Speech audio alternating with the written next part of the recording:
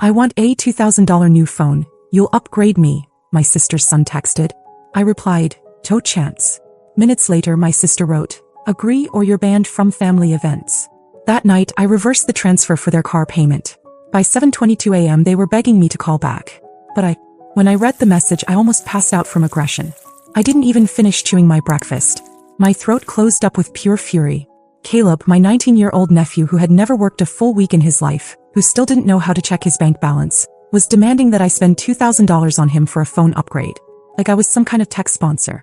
Like I was just waiting around for his next list of needs. I answered immediately. One word. No. I put my phone down and stood there for a second, trying to process how someone raised by my own sister could be this far gone. But then again, maybe I shouldn't have been surprised.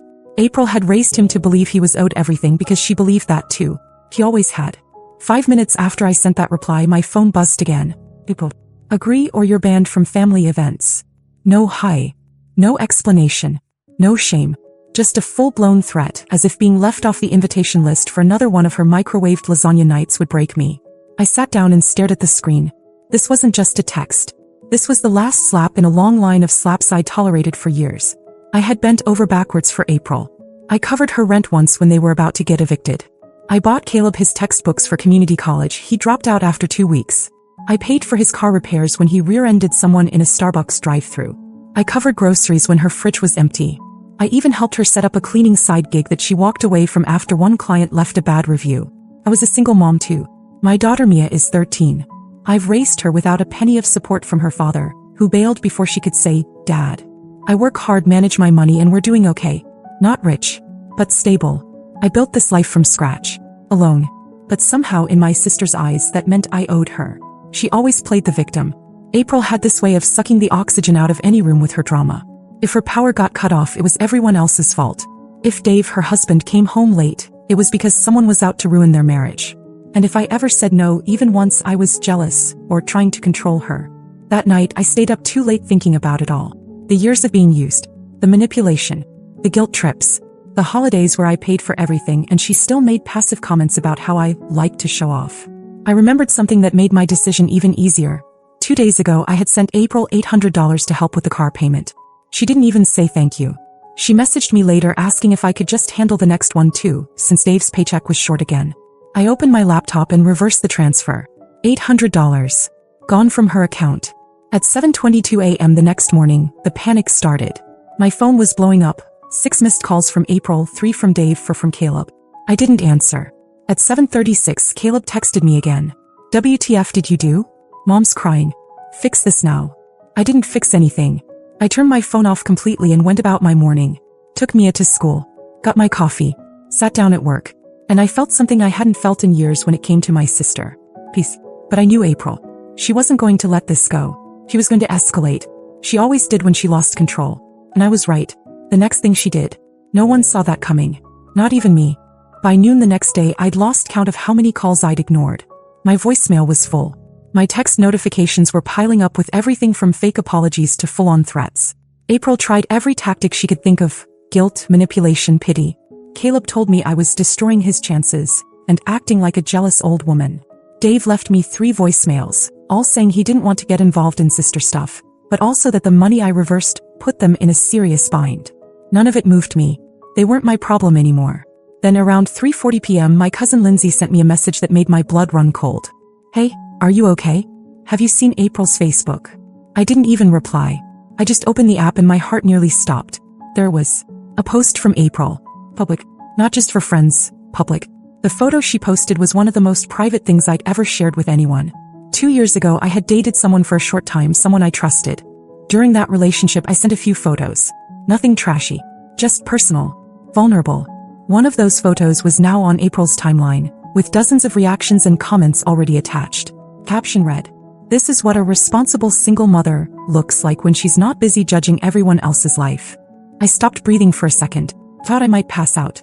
My hands were shaking so badly I had to sit down. The photo had been up for 53 minutes by the time I saw it. I could see who had liked it. A few coworkers, old family friends, one of Mia's teachers. I felt sick. I didn't cry. I didn't scream. I got in my car and drove. April opened the door acting like she had no idea why I was there. Like I'd shown up uninvited to brunch. I slapped her across the face. I didn't say anything. I just turned around and left. She screamed after me something about me being crazy, but I didn't even hear it. My ears were buzzing. I didn't care what she said. I didn't care what anyone thought. That line she crossed? There was no coming back from that. When I got home, the post was gone. She had deleted it. But the damage was done. People had seen it, shared it, saved it. I even got a message from one of Mia's friends' moms asking if I was okay. And now I wasn't just angry. I was done. But I wasn't helpless. Because in a folder on my desktop I had something I never planned to use. Screenshots, messages, dates, names. I kept them in case something like this ever happened, and I never thought it actually would. April's marriage wasn't what she made it out to be. And Dave, he had no idea what his wife had been doing behind his back. But he was about to find out. I gave her one more night. Not because I felt sorry for her, but because I wanted her to enjoy those final hours of peace before everything came crashing down. I wanted her to sleep soundly thinking she'd won, that she'd embarrassed me, shamed me, and put me back in my place. Instead, I was sitting at my kitchen table before sunrise, scrolling through the folder I'd kept hidden for almost a year. Screenshots, messages, pictures. She thought she was untouchable, but she had no idea I had the receipts. Her little affair started 10 months ago, with a man named Ray. Not some ex, not some online stranger. Ray worked with Dave. He was younger, married, and just as much of a loser as April. It started as flirty texts, then turned into late-night errands. Then there were the pictures. Nothing subtle. She sent him things I wish I could unsee. And she was dumb enough to complain about Dave to him in the same threads. She even bragged once that she was sick of carrying a grown man with a discount job and needed a real man to entertain her. I never planned to use any of it. I just kept it as insurance because April had always been unstable and unpredictable. But after what she did, after she posted that photo of me for the whole town to see, the game changed. And now I had nothing to lose. At 9:14 a.m. sharp, I sent Dave a simple message. Can we talk? I think you should see something. He didn't ask questions. Just said, when and where. We met at a little coffee shop near his work. He looked rough, tired, pale, like he hadn't slept much in weeks. I handed him my phone without a word. The folder was open. The evidence was lined up. I didn't say anything while he scrolled. I just watched the color drain from his face. He stared at one screenshot for a long time. It was from 3 months ago. April texting Ray about a night she pretended to be out with friends, but was actually in a motel on the edge of town. Dave finally looked up at me. His voice was low. How long have you had this? I told him the truth. Nearly a year.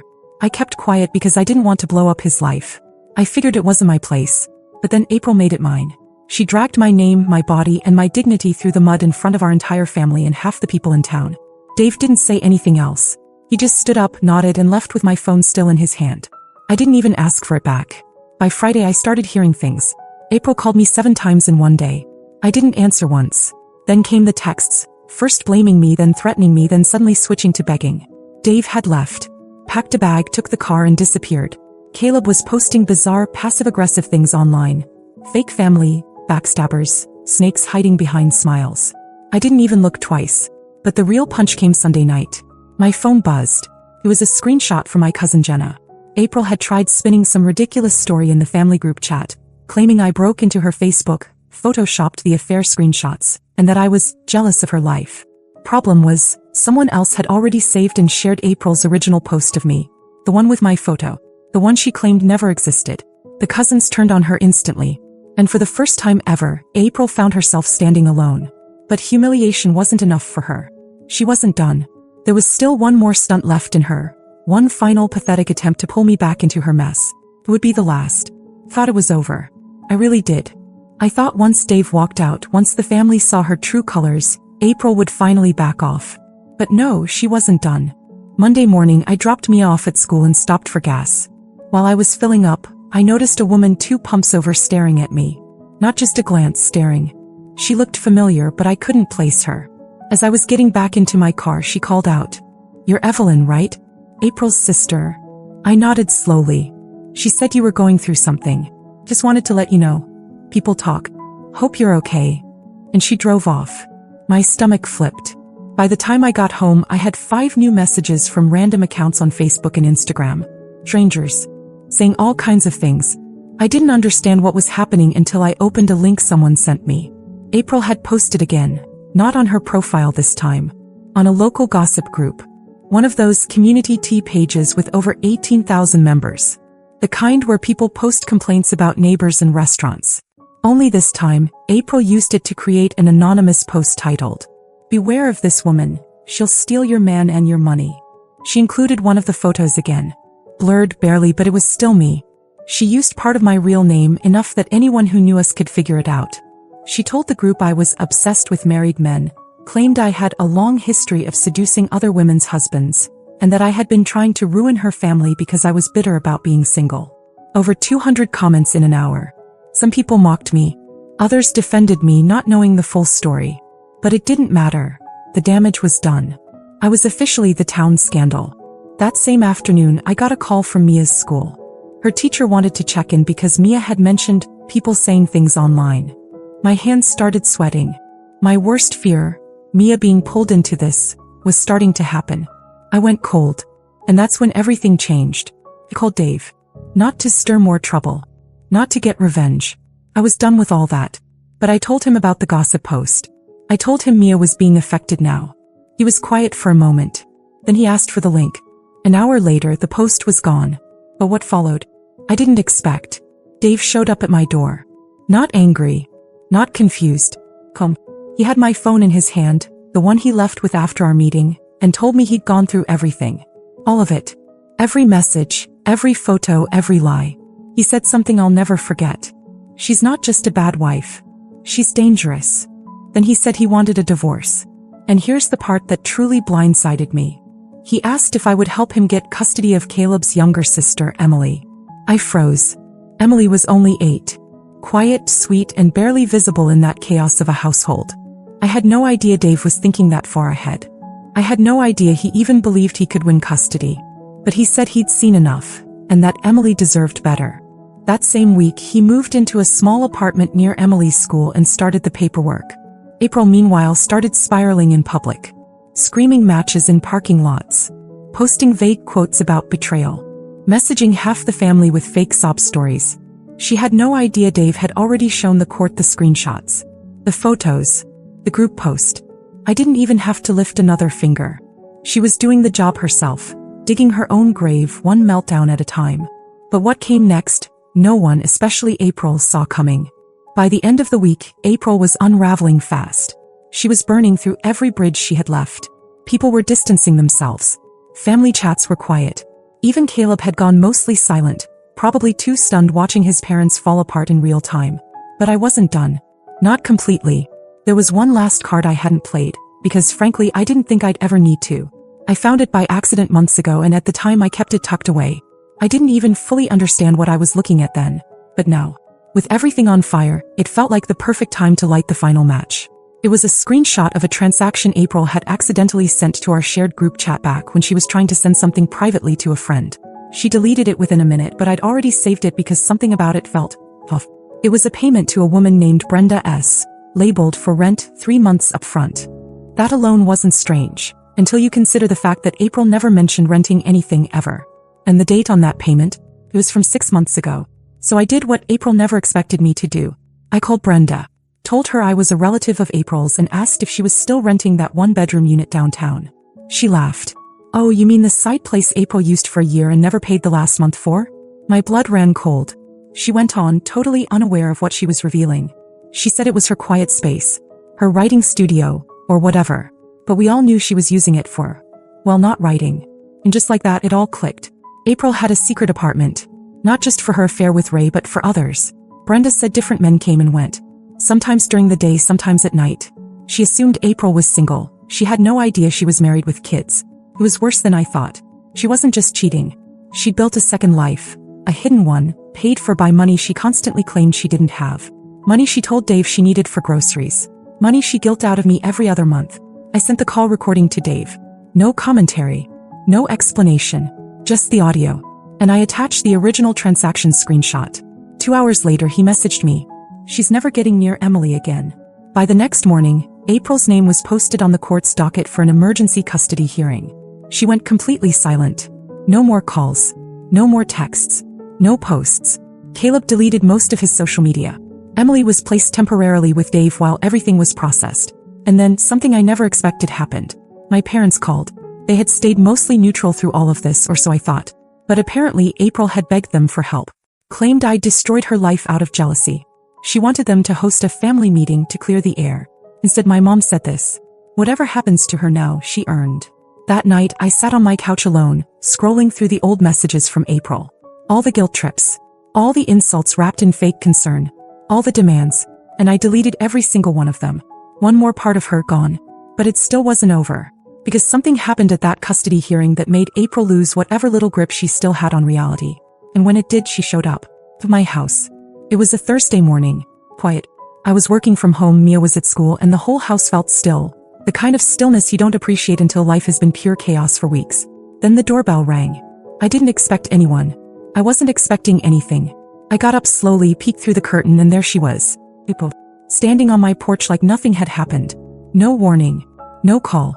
Just her, eyes swollen, hair pulled back in a way I hadn't seen since we were teenagers.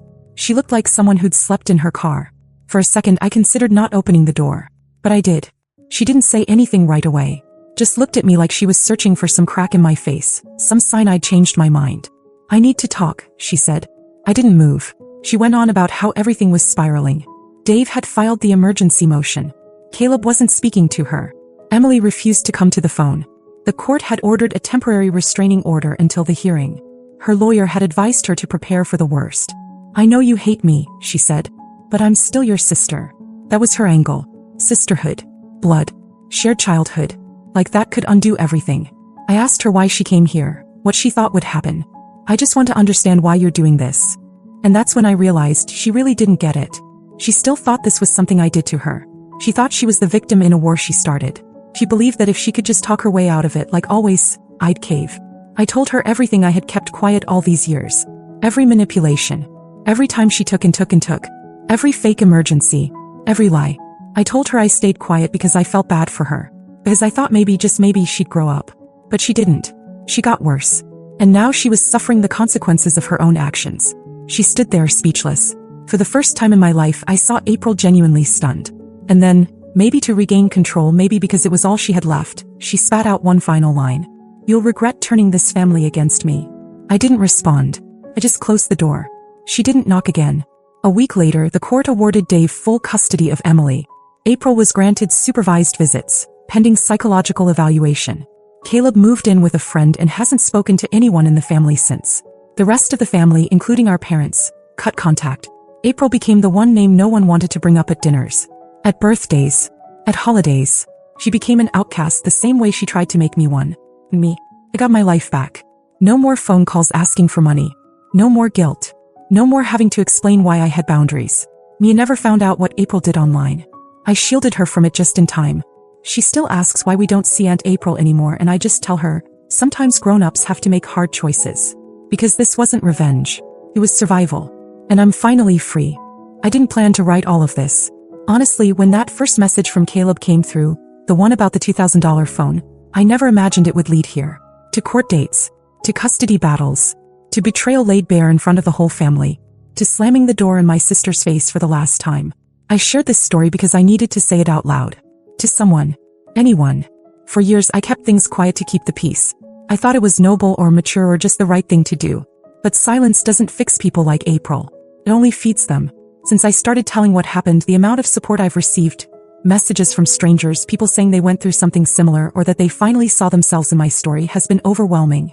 In the best way. So if you've read this far, thank you. Sincerely. For just being here. For listening. I don't know if there will be any more updates. I don't expect much to change going forward. April has vanished from most of our lives. I doubt she'll come back.